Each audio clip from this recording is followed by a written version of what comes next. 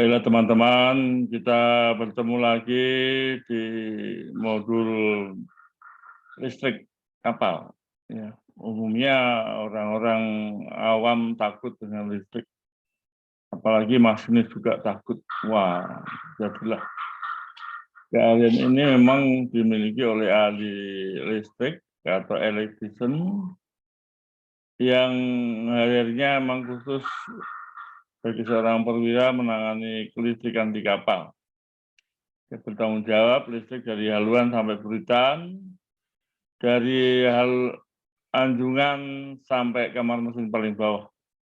Jadi untuk kapal besar memang demikian.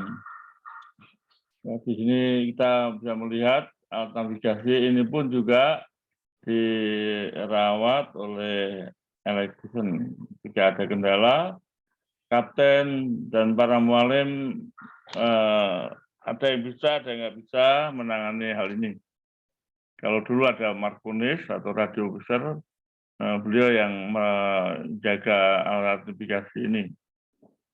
Jadi ini sebagai contoh betapa tanggung jawabnya electrician cukup besar untuk kapal-kapal besar. Tetapi untuk kapal-kapal kecil, umumnya nggak ada electrician. Jadi engineer maupun yang ada di kapal harus belajar tentang kelistrikan kapal.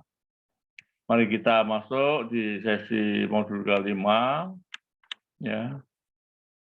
Sebelumnya saya ingin menyapa teman-teman dulu. Selamat pagi teman-teman, seprofesi maritim, nautika, teknika, tata laksana, manajemen, baik yang di darat maupun yang di laut, yang di kapal maksudnya, di seluruh Indonesia, bahkan di seluruh dunia. Karena YouTube ini memang untuk teman-teman yang ada di Asia, di Arab, di Afrika, di Amerika, di Australia, Eropa, semuanya yang sangat kami banggakan, tentu ya. Karena Anda adalah pahlawan-pahlawan devisa negara. Ini pemasuk devisa untuk negara kita yang tercinta ini. Khususnya bagi adik-adik yang masih dalam pendidikan, SMK, SMA, PIP, PTS, PTN, Diklat, ilmu pelayaran, juga masuk SDIP juga. Teman-teman semua yang belajar di bidang pelayaran, juga selagi ada waktu di darat, ya Anda semua wajib belajar listrik.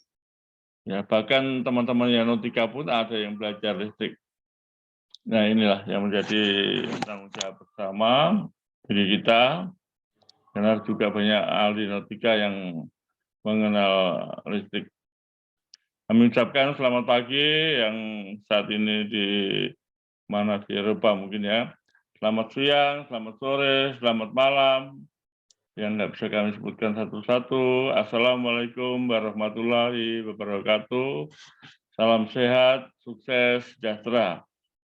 Tujuan dari modul ini tetap seperti yang lain adalah untuk mencerdaskan anak-anak bangsa, untuk mencegah kecelakaan-kecelakaan yang semakin meningkat di atas kapal, khususnya yang akibat karena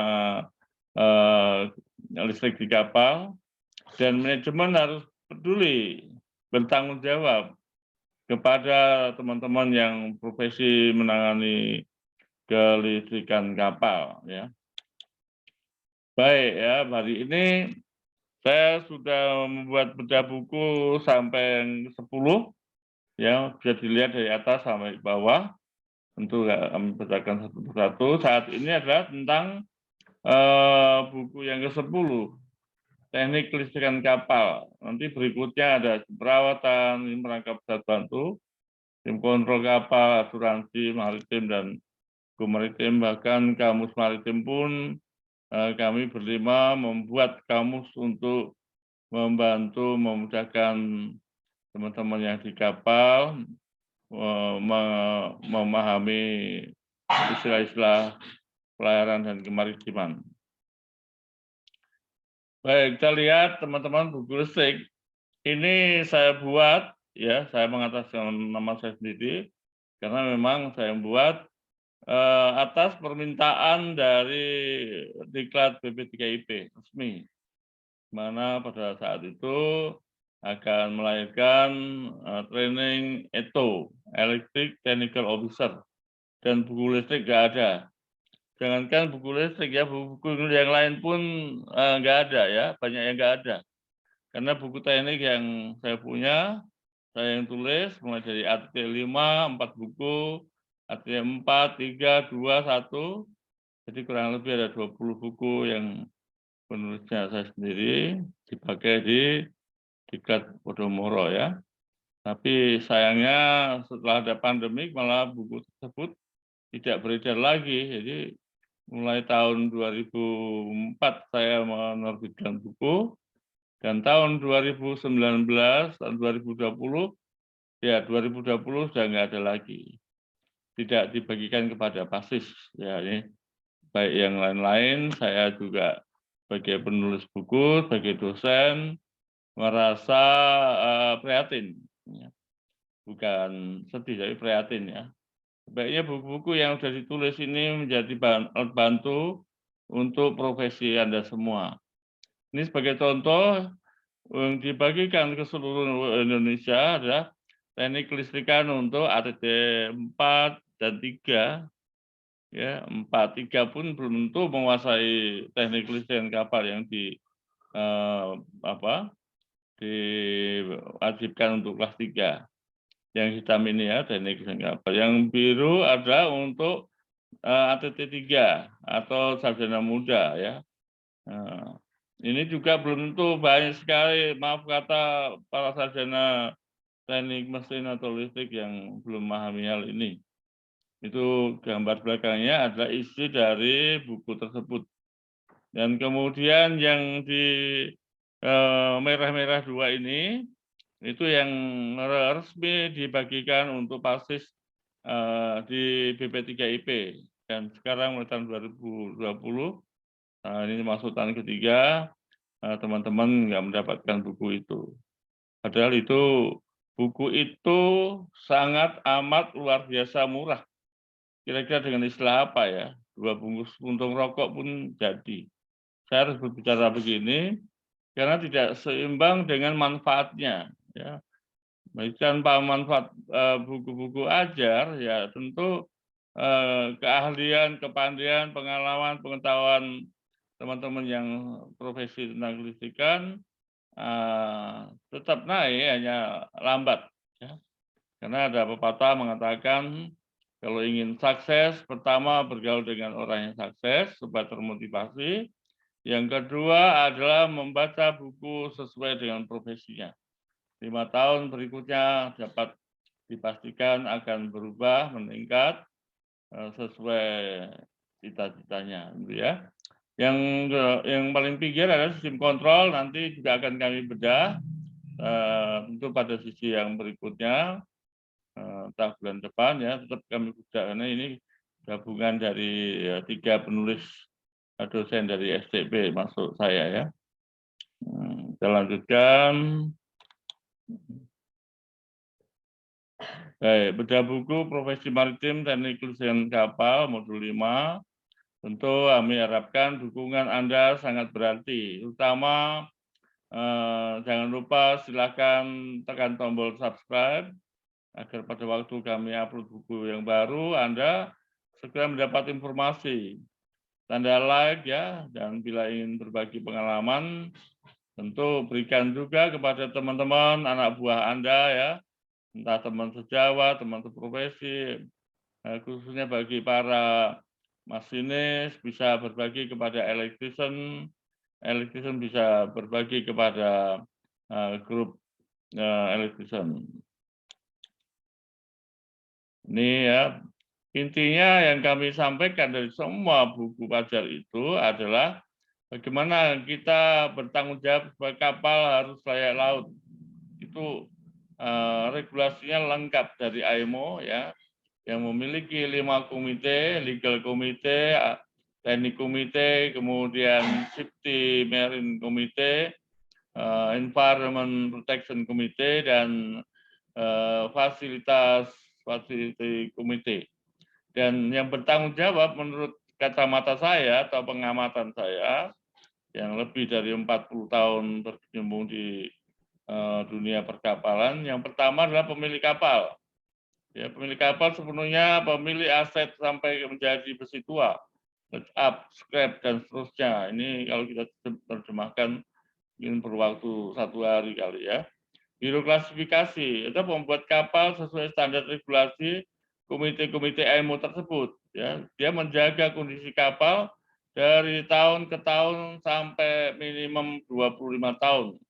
Bahkan ada yang lebih sampai 50 tahun ya. Kami sempat menangani kapal yang sekarang masih beroperasi 50 tahun.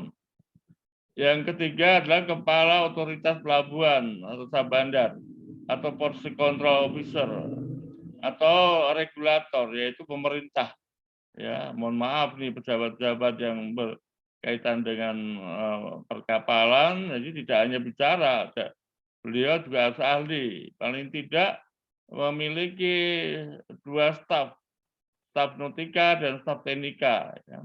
Baik yang muda maupun yang sudah tua, tetap ada. Bagaimana memeriksa kapal dan memberi surat izin berlayar, tapi memeriksa nggak mengerti disiplin ilmu pengetahuan pelayaran dan maritim.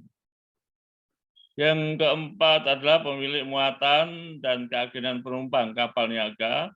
Ini juga harus mengenal kondisi kapal. Jangan sampai kapal muatannya 100 dimuati 200. Ini sama aja mengajak kapal tenggelam ya. Atau penumpangnya ada 500 diisi 700. Ini sudah melanggar regulasi atau kesesuaian kapal. Yang kelima adalah nakoda dan para top manajemen ya, chief engineer, chief officer dan second engineer ini sebagai perwakilan kapal. Top manajemen tidak akan lepas dari tanggung jawabnya. Karena beliau-beliau ini setiap hari makan bersama satu meja, ya pagi, siang, sore, dan malam, ya snack pun juga bersama-sama, tentu membahas tentang keselamatan dan keamanan kapal. Saya sebagai pensiunan juga mengimbau teman-teman top manajemen yang di kapal, jangan tutup-tutupi sesuatu yang harusnya dibicarakan kepada pemilik kapal, ya, terutama yang menyangkut keselamatan dan keamanan pelayanan kapal. Ini sering terjadi ketika kapal diperiksa, bukannya dibeberkan yang kurang ini dan kurang itu, karena Anda adalah profesional. Jadi teman-teman yang menjadi pemilik kapal, biro klasifikasi, otoritas pelabuhan, pemilik muatan ini 1 sampai 4 ini tidak semuanya mempunyai background pelaut. Jadi saya tangkap di setiap mengajar ya masih ada nakoda KKM Marim 1 menutup-nutupi sesuatu yang kurang yang ada di kapal. Tentunya hal ini juga harus sinkron dengan pemilik kapal. Pemilik kapal juga harus senang menerima laporan yang kekurangan kapal tersebut, ya, sehingga kapal menjadi layak laut. Nanti Anda, ya pemilik kapal tidur pun bisa nyenyak. Ya. Jangan sampai berpikiran, jangan-jangan kapalnya rusak, kapal-kapalnya terbongkok, kapal-kapalnya terbakar, kapalnya tenggelam. Dan ini jangan sampai. Jadi koordinasi 5 pemegang top manajemen tersebut kami imbau dengan sangat ya. Saya sendiri sangat beralasan 26 tahun saya berlayar, tentu tidak mengendai kapal itu tabrakan, kandas, mogok-mogok di jalan, apalagi sampai tenggelam. Nah ini imbauan kami sebagai suara laut yang kami dengungkan melalui channel YouTube bab 5 ini ya. Bab sebelumnya juga ada dan seterusnya. Baik, kita lanjutkan lagi. Pembangkit tenaga listrik generator. Besarnya dari daya generator utama di kapal umumnya ya kapal kecil 100 kW ya, tapi kapal besar bisa mencapai 1000 kW.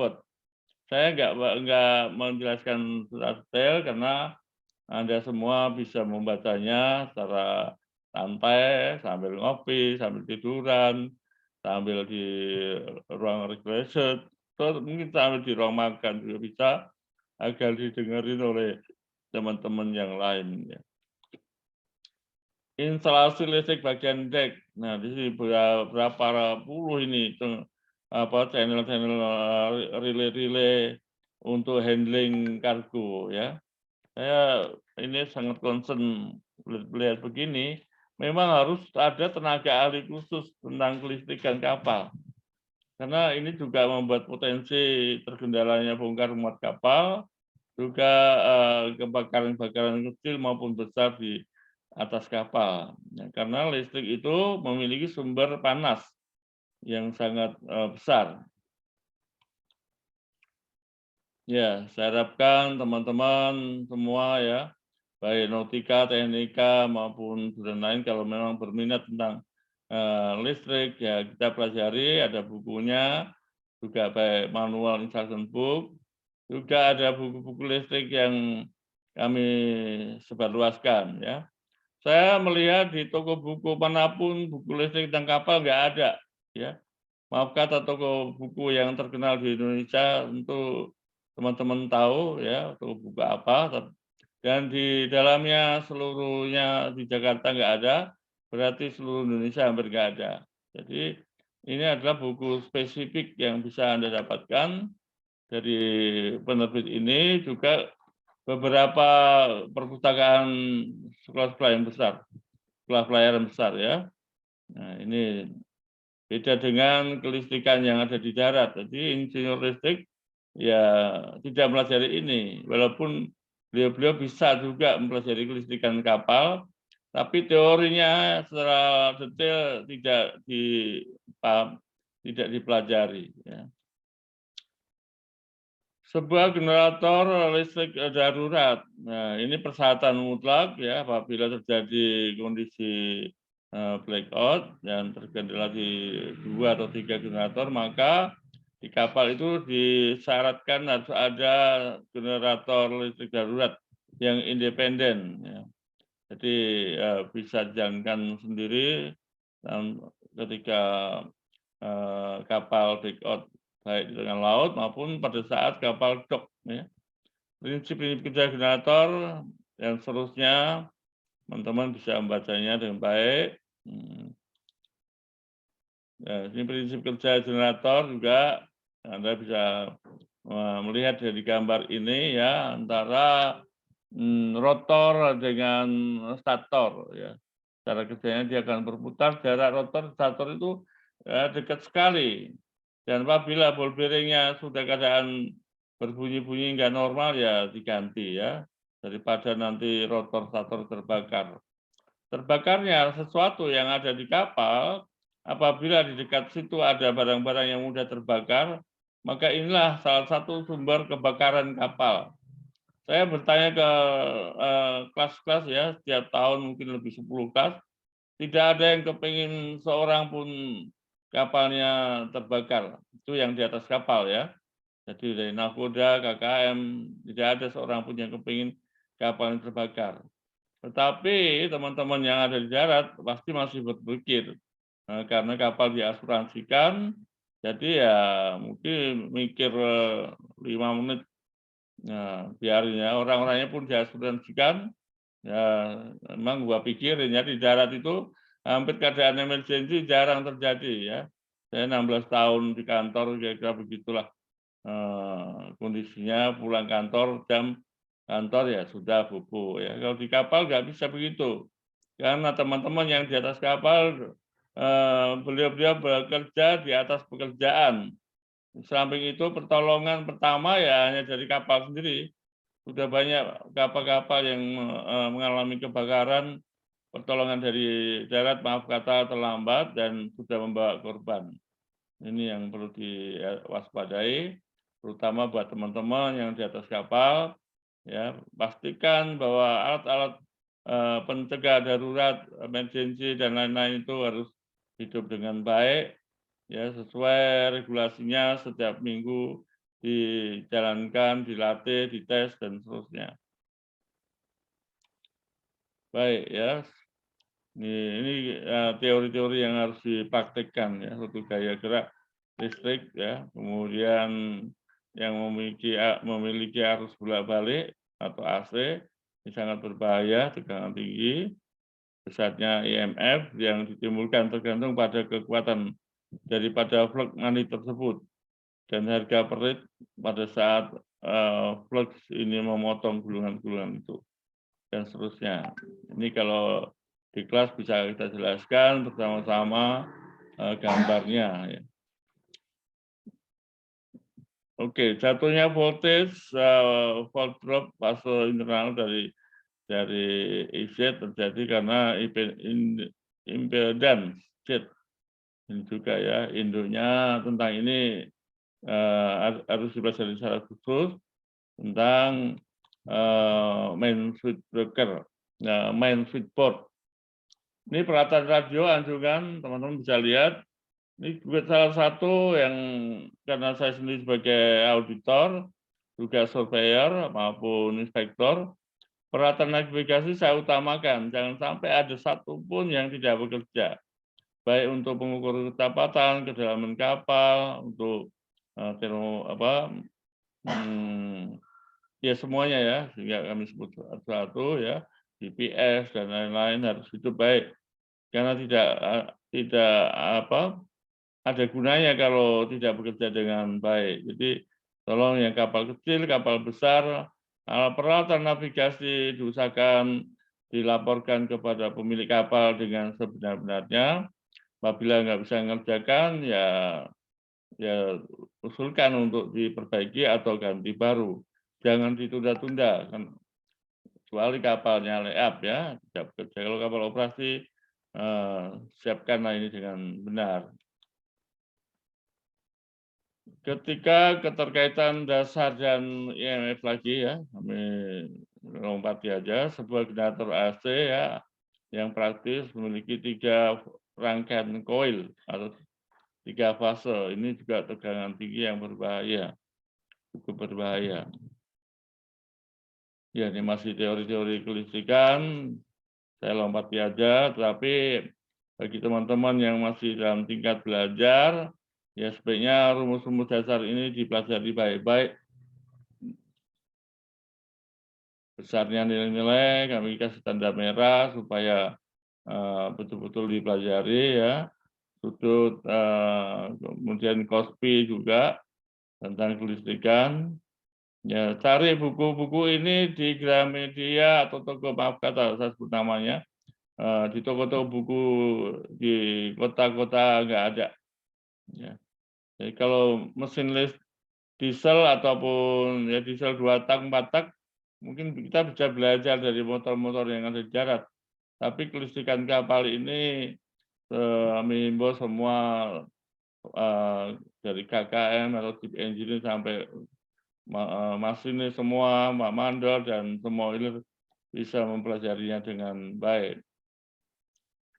Paralel generator, nah, ini juga kerjaan yang mutlak mulai dari 2 generator. Kenapa? Karena ini dipakai akan bila kapal akan sandar ya. Jangan menuai menggampangkan tentang hal paralel generator. Semuanya harus bisa, baik masinis maupun oiler juga harus bisa. Tentu disesuaikan tanggung jawabnya. Kalau oiler, ya, paling tidak ada pendamping masinis yang jaga. Jadi jangan biarkan kalau tanggung jawab yang berisiko, para masinis harus ada di tempat, di main switchboard atau di engine control room. Pada dasarnya, generator-generator yang akan beroperasi secara paralel bisa dilakukan melalui 2 tahap. Ya. Melakukan sinkronasi ini teknis juga, ya.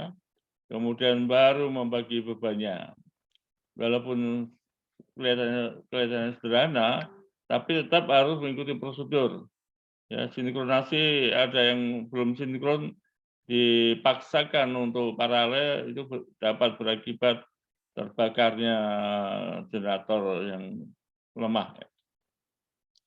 Nah, ini kami tambahkan perhatian konsekuensinya yang mungkin terjadi jika pemutus arus circuit breaker atau CB dari incoming generator dipaksakan tersambung saat voltasenya belum sinkron voltase jaringan, maka ini yang membuat terjadinya kerusakan fatal pada generator dan bisa-bisa terjadi kebakaran di engine control room. Umumnya kebakaran kalau cepat menjadi besar, orang panik dan tidak bisa mengatasi kebakaran tersebut. Walaupun ada alat pemadam kebakaran, jadi orang cenderung kabur. Padahal semua pelaut di seluruh dunia sudah memiliki basic safety training, memiliki advanced fire fighting, tetapi mental dan kepanikan itu bervariabel. Ya, walaupun dia seorang masinis, seorang mualim, seorang perwira juga memiliki kepanikan tersendiri. Ya, jadi kita nggak boleh berharap betul-betul hindarilah potensi-potensi yang mengakibatkan kebakaran. Sinkronasi manual yang aman, ya ini juga banyak sekali petunjuk ini sangat berharga karena di kapal itu tegangannya tinggi ya. Jadi beda di darat kalau ada sesuatu yang nggak bisa diatasi bisa lari ya terpilih-pilih. Tapi kalau di kapal nggak bisa, korbannya kapal kebakaran dan sampai bisa tenggelam. Ini saya agak serius tentang kelistrikan walaupun saya orang teknik mesin. Saya pernah selama 7-8 bulan tidak ada ahli listrik di kapal dan Bataan-Batangas ke Filipina ya 9-10 hari. Jadi sebagai masinis 1 saya merangkap electrician ya karena electrician orang tuanya meninggal diberi izin ternyata nggak mau kembali lagi. Jadi itu membuahkan hikmah saya harus belajar ilmu kelistrikan. Ya, circuit breaker harus sambungan saat jarum menunjuk mencapai posisi jam 12. Artinya pada waktu sinkron itu betul-betul jarum sinkronizer itu ada di tengah-tengah jam 12, tepat dan gerakannya pelan, nggak boleh cepat langsung dibuat paralel. Ini sudah berlaku semua. Saya kira semua orang mesin tahu, tetapi ada yang belum pernah menjalankan. Jadi jangan sampai seorang masinis tidak bisa mempraktekkan paralel generator. Ya, jadi ini harus, bukan wajib tapi harus.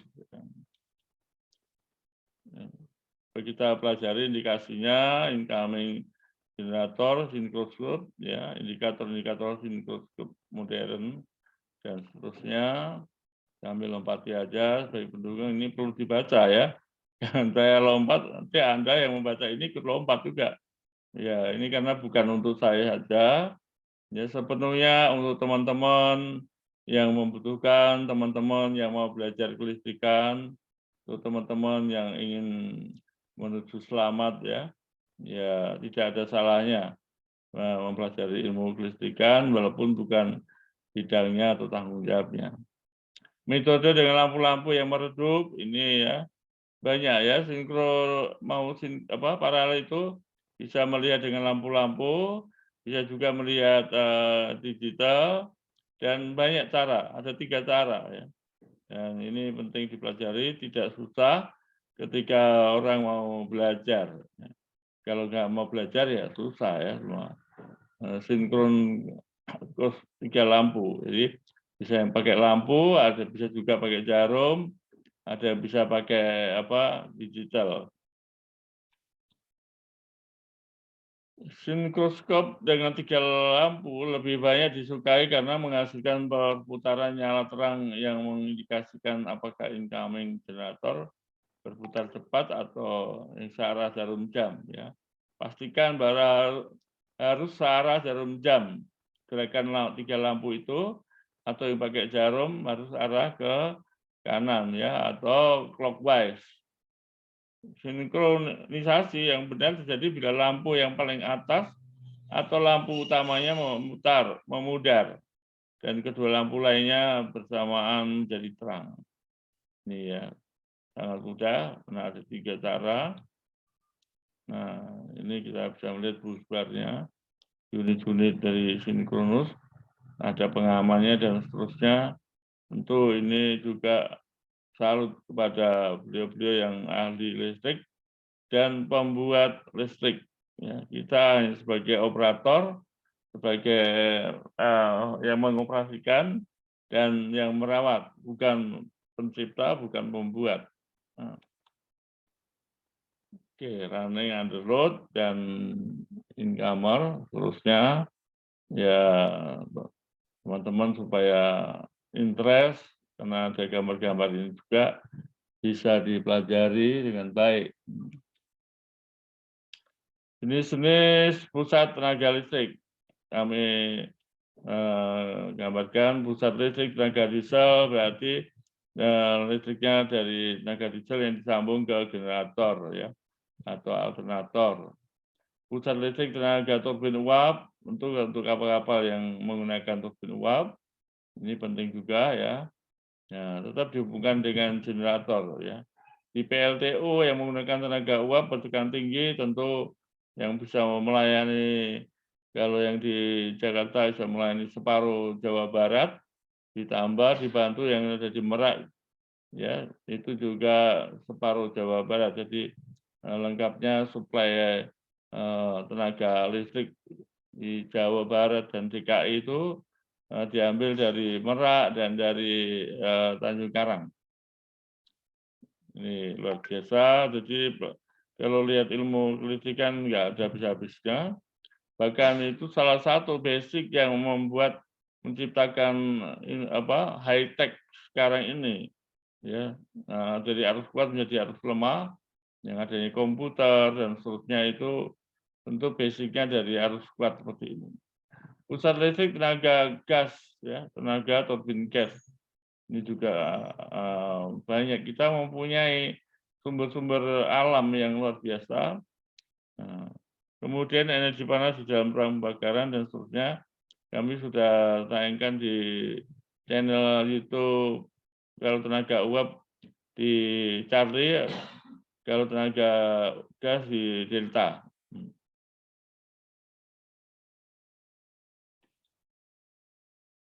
Baik, ada lagi pusat listrik tenaga poros mesin induk. Nah, ini sangat efektif dan sangat ekonomis ya penggeraknya.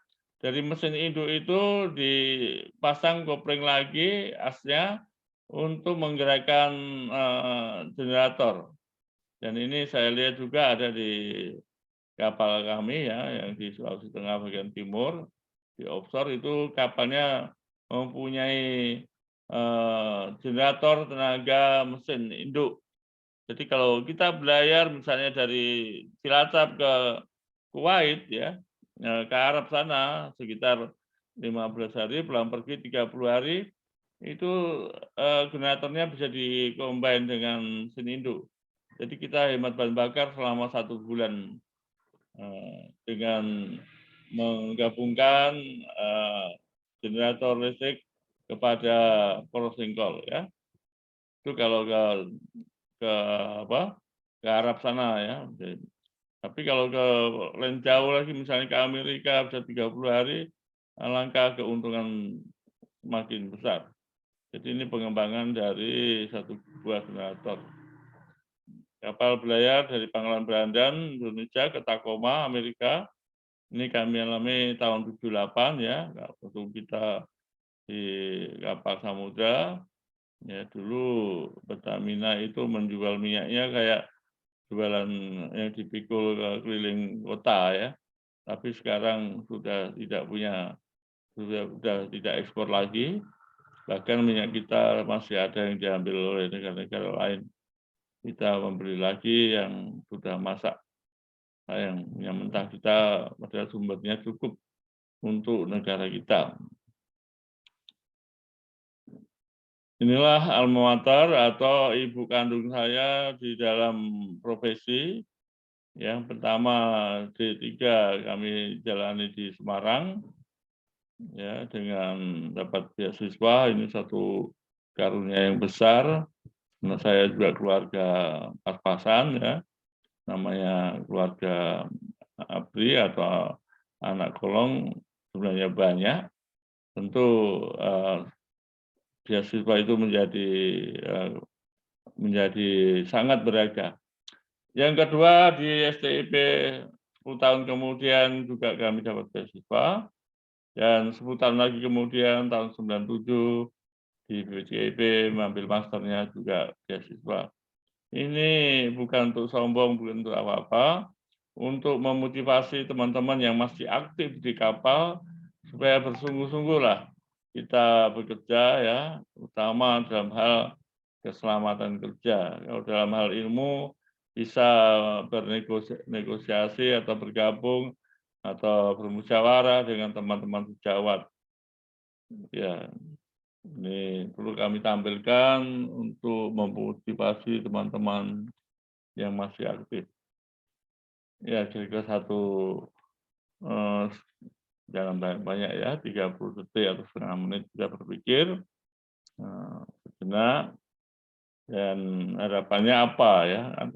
Kesempatan berpikir pada saat kita menerima pelajaran itu sangat penting.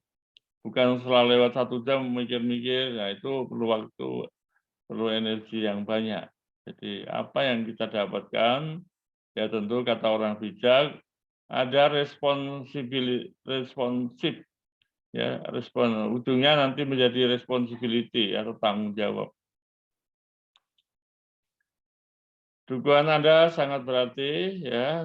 Kami mengingatkan kembali supaya jangan lupa ya, manusia bisa lupa. Silakan klik tombol subscribe agar pada waktu kami upload buku baru dapat informasi yang baru. Anda like dan bila ingin berbagi pengalaman silakan share ya. Anda telah berbagi ilmu pada sahabat-sahabat Anda. Nah, ini yang penting filosofinya bahwa berbagi ilmu sangat bermanfaat pada diri orang lain dan diri sendiri. Salam sehat, semangat, sukses selalu untuk Anda. Wassalam warahmatullahi wabarakatuh. Terima kasih untuk semuanya. Sekali lagi kami ucapkan terima kasih untuk memasuki modul yang berikutnya.